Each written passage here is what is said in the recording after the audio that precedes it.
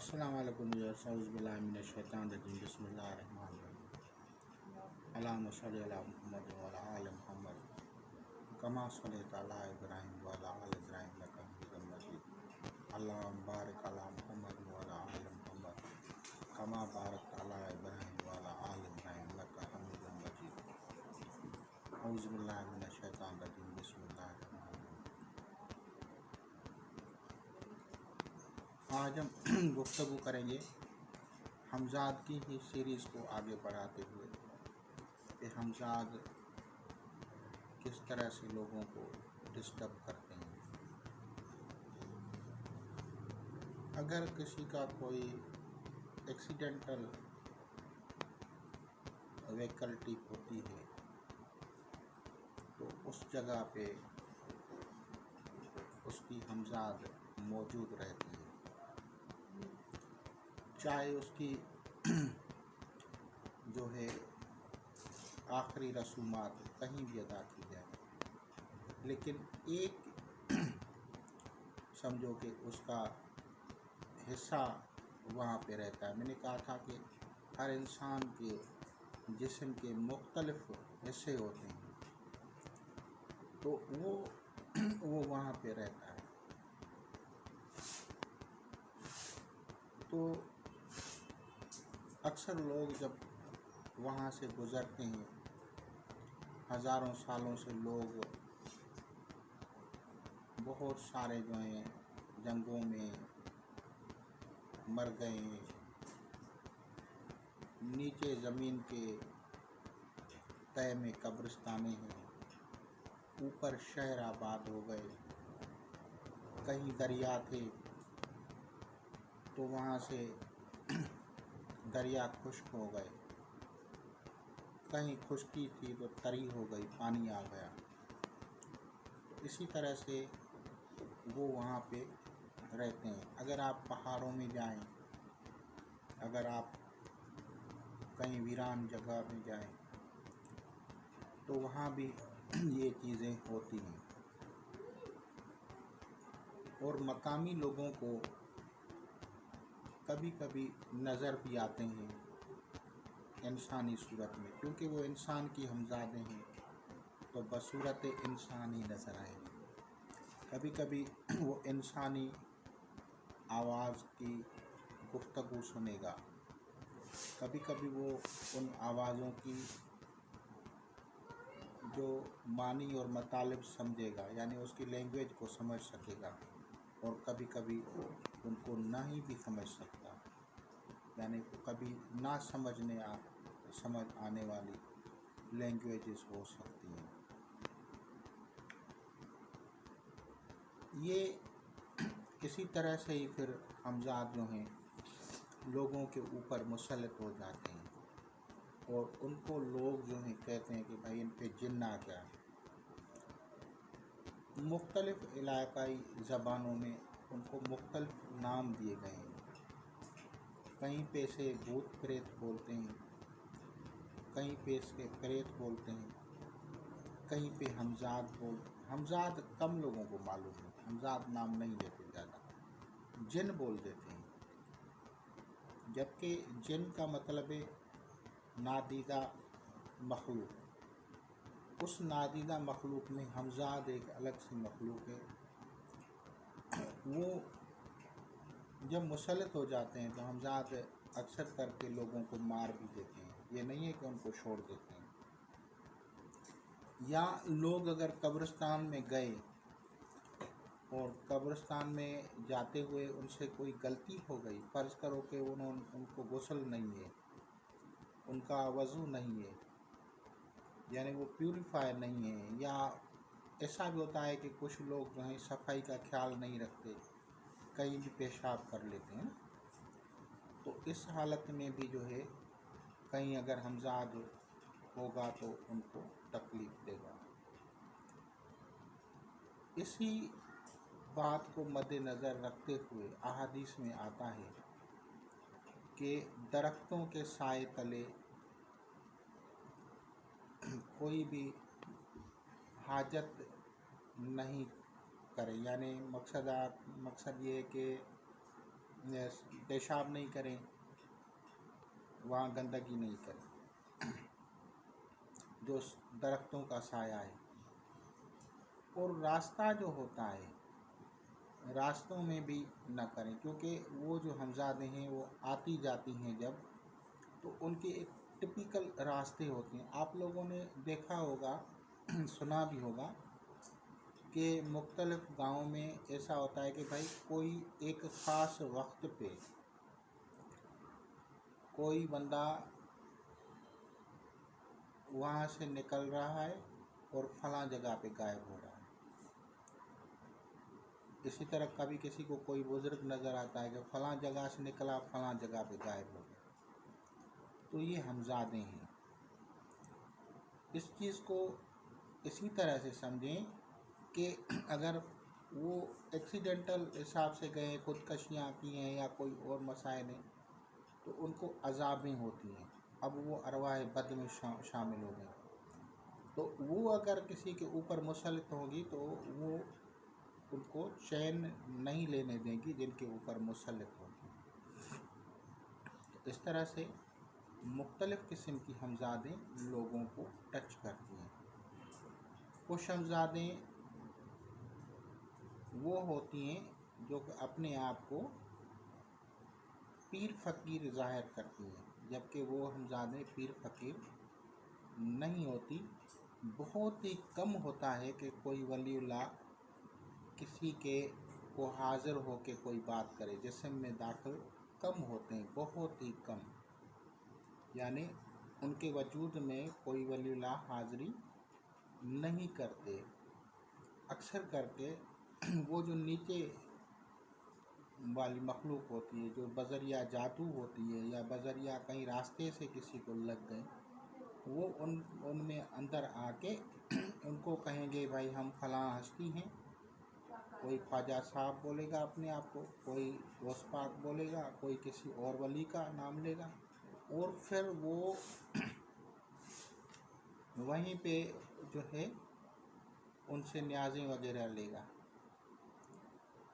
तो उससे एनर्जी हासिल करेगा और ऐसी ऐसी चीज़ें करेगा कि लोग परेशान हो जाएंगे। लेकिन हमारे पास शरन इल्म कम होता है लोगों के पास, तो इसी वजह से ज़्यादा लोग गुमराही के मुरतकब हो जाते हैं। ज़्यादातर लोग जो है फिर किसी को कहेगा फलां पेड़ पौधे के नीचे फलां जगह पे मिठाई रख के आओ, फलां खाना रख के आओ, फलां ये करो। वो उनके मस्कन होते हैं, यानी उनकी रहाइश होती है जहाँ पे वो उनको बताते हैं कि फलां पीपल, फलां पेड़, फलां ज़मीन, फलां जगह पे मिठाई रख के आओ। जब आप वहाँ पे वो रख के आते हैं तो ये हमज़ाद वहीं पे वो उनका मस्कन होता है। और हमज़ाद मैंने कहा था कि थोड़ी देर के लिए नहीं होता, 24 आवर्स इंसान के अंदर घुसा रहता है। और एक एक्स्ट्रा एनर्जी अगर जिस्म के अंदर दाखिल हो जाए तो वो इंसान की जो एनर्जी है उसको डिसबैलेंस कर देगा और वो बीमार हो जाते हैं और मुश्किलात का शिकार होते हैं। हर तरह के फिनांशियल हों, हेल्थ के प्रॉब्लम हों, सोशल प्रॉब्लम्स हों, सभी क्रिएट होते हैं इससे। इस चीज़ को कम लोग या लाइल्मी की वजह से लोग नहीं समझते। कुछ लोग वही होते हैं, जो बंदा आया भाई हमारे सर पे दम करो, हमें सर दर्द है, और बंदा जो है वो उसको झाड़ता रहता है। अब ये लोग अनपढ़ लोग ये समझते ही नहीं है कि भाई कौन सी मखलूक है, कोई उसको कम से कम या तो देखना तो चाहिए ना। तो वो जब झाड़ते रहते हैं फ्री में, तो उसकी वो बला जो है वो उनके ऊपर आ जाती है और फिर वो जो झाड़ने वाले लोग होते हैं वो खुद मरीज़ बन जाते हैं। अब वो उन्होंने कुछ लिया तो था ही नहीं, उनको अपनी भी अगर उनकी हैसियत फिनांशियली ना हो या वो हमज़ादें रोक दें उनके फिनांशियली, उसको डिस्टर्ब कर दें, तो अब बंदे के पास जो है सदका खैरात करके से नहीं होते, फाका कशी तक आ जाता है मामला। ये सारे मामलात इस तरह से होते हैं। अब इसमें वो कहेगा मेरे रिश्तेदारों ने जादू किया है, मेरे फलानों ने किया है। भाई वो क्यों करेंगे तुम पे? तुम खुद जो है झाड़ फूक करते हो, क्या तुम्हें अकल नहीं है? तुम्हें खुद इल्म है नहीं? तुम बाबे बन बैठे हो।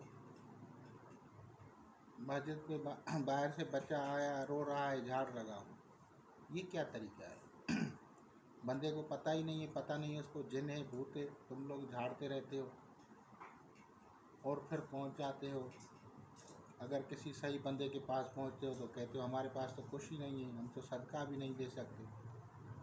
भाई अगर सदका तुम नहीं दे सकते तो वो तुम्हारी तरफ से कैसे देगा?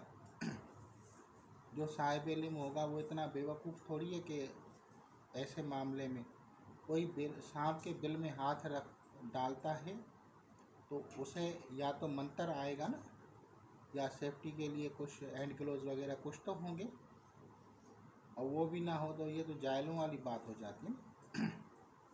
तो इसी तरह से बहुत सारे लोग करते हैं, और जब ये लोग मरीज़ बन जाते हैं और पहुंचते हैं तो लोग उनको समझ ही नहीं सकते, क्योंकि बहुत कम लोगों तक ये नॉलेज होती है। और जब अगर पहुंच जाते हैं तो फिर उनका इलाज होता है, तो इलाज में खर्चे होते हैं, और बहुत खर्चे होते हैं। यहाँ क्या लोग देते हैं, लोगों को क्या देते हैं? जो लोग झाड़ फूक करते हैं उनको मिलता क्या है भाई? यहाँ पे अगर 1000-2000 किसी को कोई देगा तो वो 100 साल तक उसकी बददुआएं देगा कि मैंने इसको जो ना 1000-2000 लिए थे, मेरा काम नहीं किया था। वो ये जाहिल का बंदा ये नहीं समझता कि तू जिसको 1000-2000 दे रहा है उसने तुम पे जो है झाड़ फूक की, तुम्हारी बला जो है उसके ऊपर जो चढ़ गई, तो उसको सदके तक के पैसे नहीं है। यानी 2000 में आजकल मुर्गा भी नहीं मिलता भाई, मुर्गा भी 2.5-3 किलो का हो जाता है। तो 1000 से तो ऊपर मुर्गे का गोश्त है। अगर वो कम से कम सदका करेगा है मुर्गा तो 2-3 हज़ार तो लगेंगे ना। वो क्या अपने बच्चों को क्या खिलाएगा?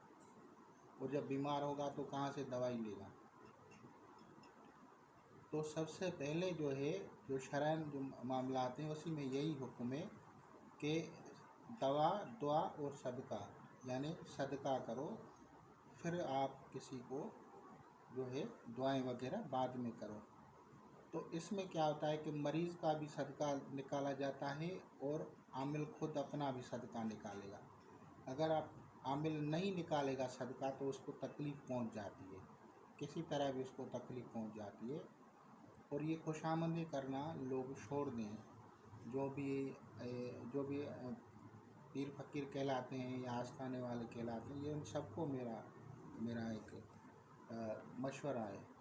भाई आपको अगर समझ में आ रहा है कि ये है तो फिर उस तरह से उसको ट्रीट करें। जिस तरह इंसान बीमार होता है तो वो वहाँ पे डॉक्टर के पास जाता है। अब डॉक्टर को कहें कि भाई पैसे आपने चेक तो किया है लेकिन अब फ्री में आपने चेक तो किया है, लेकिन अब दवाई भी तुम दो। तो सब डॉक्टरों को तो इतने पैसे नहीं होते, वसाइल नहीं होते। कभी कभी इतनी बड़ी जो ऑपरेशंस होती हैं, सर्जरियाँ होती हैं, तो उनके पैसे करोड़ों में होते हैं, तो डॉक्टर तो नहीं दे सकेगा ना। या कभी ऐसा हो सकता है क्या लिवर प्लांट हो, प्लांटेशन करनी हो और डॉक्टर अपना जो है लिवर उसको डोनेट करे? तो आज के लोग इस तरह के हो गए हैं, इन लोगों को समझ में नहीं आती। और झाड़ फूक वाले भी मोस्टली इसी तरह है, मोस्टली उनको इल्म नहीं है वो तो इसी तरह रुजत के मामलात भी इसी तरह होते हैं, हमजात के मामलात भी। भाई हमजाद आपको पकड़ रहा है तो हमजाद से ऐसे थोड़ी छोड़ेगा आपको, वो तो एक मखलूक है, वो तो एंटिटी है सीधी सी इंसान की तरह। वो लोग फिर वो समझो उनसे बदला लेने के चक्कर में होते हैं। उनको अगर कोई डिस्टर्ब होता है या अगर कोई हमजाद को ताबे करना चाहता है तो वो भी उनको बदला लेने के चक्कर में होते हैं या तकलीफ़ देने के चक्कर में होते हैं। मैं आप लोगों को एक फॉर एग्ज़ाम्पल आज के दौर की बात बताता हूँ। मैं इस तरह से नहीं बताऊँगा आपको। फॉर एग्जांपल बता रहा हूँ कि यहाँ पे तो लोग कुछ भी नहीं देते और आमलों को जो है लानत मलामत भी करते रहते हैं ना। इंडिया में एक चैनल चल रहा है करोली, वो वहाँ पे उनका समझो कि एक दरबार है ना, उनकी हवन जो है ना, हवन जिसे समझो आतिशी मच यानी बखूर खुशबू वाली चीज़ें, वो उनके 1,51,51,000 का होता है। यानी 1,51,000 मल्टीपल करो 3 से तो ये तकरीबन 4.5 लाख का होता है। और जो लोग जाते हैं उनको वो कहता है भाई, जो यानी ज़्यादा मरीज़ होते हैं सख्त वाले, उनको कहता है ये करो पहले वो किसी को देखता ही नहीं है ना, पहले वो कहते हैं भाई। अब वो क्या है, मैं आप लोगों को थोड़ी सी एक्सप्लेनेशन, वो उसको कहते हैं भाई ये सिद्ध हवन है, थोड़ी सी एक्सप्लेनेशन कर दें ताकि आप लोग समझ जाएं कि वो है क्या चीज़। वो भाई मुसल्लिस का जो है, वो जिस तरह से मुसल्लिस होता है उसी तरह से खाने बनाते हैं ना। हर खाने में सितारों की जो जो जो पढ़ाई है वो करता है, बखूरात रखते हैं, और वो उनको वो सारे एक एक्स्ट्रा चीज़, यानी एक तो वो साइंटिफिक चीज़ हो गई ना, ये साइंटिफिक तो बाकी उनके पास वो तस्वीर होती हैं, वो जो उनकी अपनी पूजा कराते हैं, वो एक्स्ट्रा है, वो हमारा समझो कि उनसे। लेकिन जो साइंटिफिक चीज़ है जो लोगों को फ़ायदा देती है असल में, वो उन चीज़ों का बखूर होता है। वो बखूर यहाँ के हिसाब से 4.5 लाख समझो के पैसे हो गए, करेंसी में कन्वर्ट कर लेना 1,51 तकरीबन इस तरह से बता दें। अब वो लोग ले रहे हैं, वो लोग लेते हैं जो कि सर्जिकल प्रॉब्लम्स में होते हैं, जो को बीमार होते हैं, लाइलाज बीमारी में होते हैं, वो लेते हैं और उनको वही होता है, ठीक है।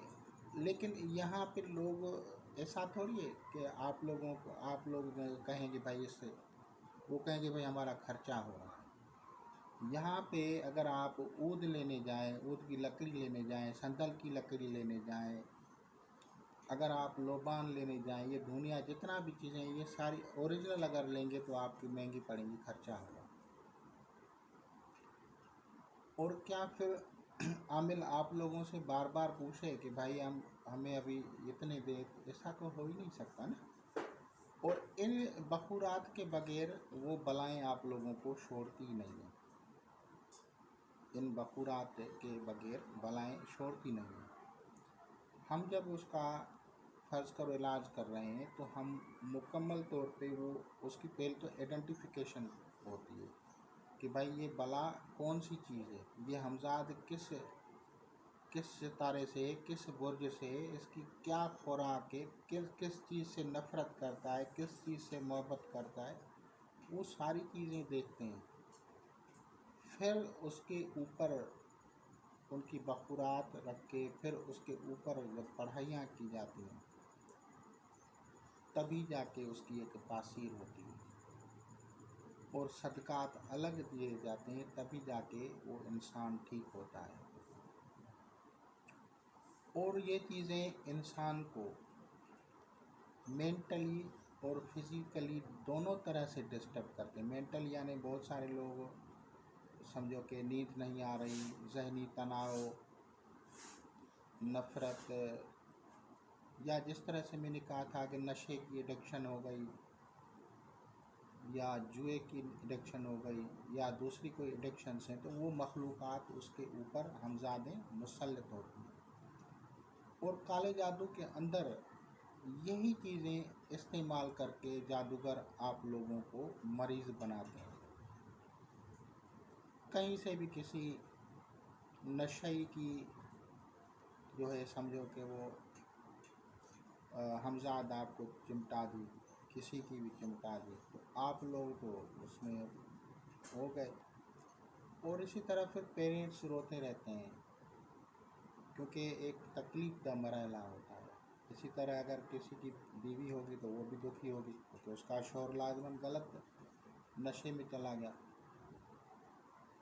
और भी इसी तरह के बहुत सारी चीज़ें हैं जो कि मैं बयान करूँगा तो समझो कि बहुत कुछ होगा। ये चीज़ें किन चीज़ों से लगाई जाती हैं? ये आप लोगों का जो बाल हों, आप लोगों के नाखून हों, आप लोगों के पहने हुए कपड़े हों, उसका कोई एक टुकड़ा भी अगर उनको मिल जाए, आपने कहीं पे थूका, वहाँ से मिट्टी उठा ली, आपने कहीं कहीं से क्रॉस कर रहे हैं, आपके बाएं पैर की मिट्टी उठा ली, यहाँ तक कि आपके हाथ से पैसे लिए छुट्टे करने के बहाने से, चेंज करने के बहाने से, तो वो आपके पैसों की बंदिश कर देंगे। तो फिर इंसान बहुत अज़ियतें बर्दाश्त करता है। इनमें मुख्तलिफ़ किस्म की चीज़ें होती हैं। एक मैं नाम लेता हूँ, स्टार्स में पहचान नहीं बताऊँगा, बस इतना समझा देता हूँ कि अगर काली माता का जादू है तो वो भी किसी स्टार से है, और अगर बगलामुखी का जादू है तो वो भी किसी स्टार से है, और अगर गणेश का जादू है तो वो भी किसी स्टार से है। ये सारी चीज़ें समझी जाती हैं और समझने के बाद उन स्टार्स की जो है पढ़ाइयाँ की जाती हैं ताकि उसकी नेगेटिविटी को रिमूव किया जाए, जो कि हर बंदा नहीं समझता। यहाँ पे इस तरह से इलाज किया जाता है कि अगर आपने फ़र्ज़ करो कि हांडी बताई कि जादू उतारने की हांडी है, तो सभी लोग उसी तरह करते हैं, जो कि अगर इलाज के रूह से देखा जाए, इलाजुल सहर के रूह से देखा जाए तो गलत है। क्योंकि कुछ चीज़ें, कुछ मखलूक़ात इस तरह से होती हैं कि कोई किसी की मुखालिफ है, कोई किसी की मुखालिफ है। इसी तरह जब आप उन चीज़ों को हांडी से उतारते हैं, अगर उनमें कोई चीज़ मैच हो गई तो थोड़ी बहुत नेगेटिविटी उतरेगी, लेकिन अगर वो चीज़ नहीं मैच हुई तो नेगेटिविटी नहीं उतरेगी। मिसाल के तौर पे अगर किसी का मरीज़ ख़राब हो और आप जो है काले रंग की चीज़ से सदका कर रहे हैं, उतारा कर रहे हैं, तो वो तो ठीक नहीं होगा ना, क्योंकि मरीज़ और चीज़ है। तो इसी तरह से बहुत सारी और भी चीज़ें हैं। हर सितारा, उसकी डिग्रीज़, उन चीज़ों को मद्देनज़र रखा जाता है।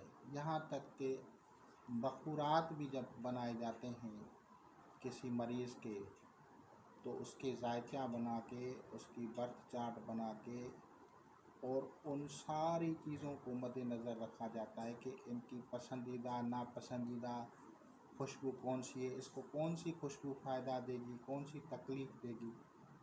वो सारी चीज़ें जो हैं, जब हम अगर सही तरीके से करते हैं तो फिर वो तकलीफ़ें निकल जाती हैं। मैं आप लोगों को इसकी मिसाल इस तरह से समझाता हूँ कि जो लोग, फ़र्ज़ करो लेडीज़ को मैं लेता हूँ, आप लोगों ने न्यूज़ चैनल्स में कहीं भी इस तरह से सुना होगा कि कुछ औरतें जब इंटरव्यू लेते हैं चैनल्स पे, तो भाई कोई दाता साहब पे औरत रह रही है, कोई कहाँ पे आ रही है, वो कहती है मुझे सांप है। तो ये सांप कहाँ से आया, ये कौन है? तो ये एक जिन्नात है, मखलूक है। अब ये जिन्नात जो सांप की सूरत में है, वो इंसान को औलाद होने नहीं देती, और ऐसी औरतों को फिर उनके घर बसाने नहीं देते। ये जिन्नात वो जिन्नात की किस्म है जो कि आदम अलैहिस्सलाम जब तख्लीक हुआ, जन्नत के अंदर था, तो बीबी हवा को जो गुमराह किया था, वो सांप की सूरत में जन्म गया था, और वो सांप नीचे उतर आया ज़मीन पे। अब सांप जो है वो क्या खाता है? वो अंडे खाता है, आप लोगों को पता है। तो अगर कोई समझो कि किसी के औरत के ऊपर या लड़की के ऊपर सांप होता है, तो वो अंडे खाता है, उस औरत के अंडे खाता है, यानी उसे, क्योंकि उसने, इब्लीस ने इंसान को जो था ना चैलेंज किया था कि मैं इसकी औलाद को नहीं छोड़ूंगा, इसको, मतलब वो इंसान की औलाद जो भी है किसी भी मज़हब से, उससे अदावत करता है, उससे नफ़रत करता है। अब जो नफ़रत करता है तो वो तो देवी मखलूक शुरू से है और इंसानों को तकलीफ़ दे रहा है, तो अब उसको कैसे करेंगे? तो ये इंसान के जो है ना, औरत के जो ओरी के जितने भी प्रॉब्लम्स हैं, यूट्रस के जितने भी प्रॉब्लम्स हैं, वो ये मखलूक करती है। इनके इलाज हैं, रूहानी तौर पे इनके इलाज हैं। अब मैं बताता हूँ कि ये किस तरह से लोगों को असरअंदाज होते हैं।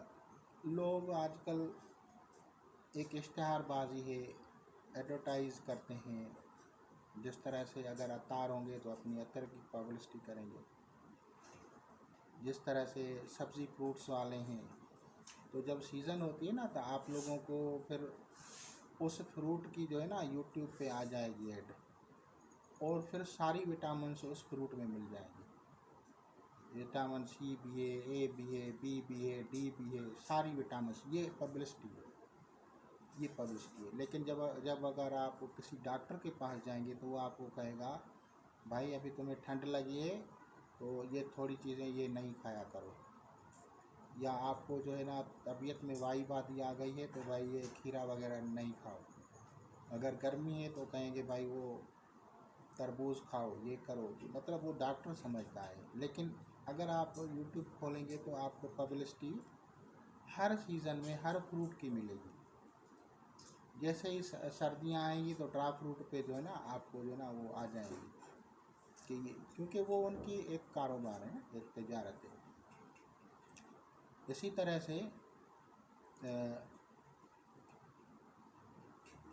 जो परफ्यूम्स हैं वो भी अपनी ऐड चलाते हैं। अब बखूर का फ़ायदा तो हो गया, लेकिन वो बखूर भाई किसी के कौन सजेस्ट करेगा?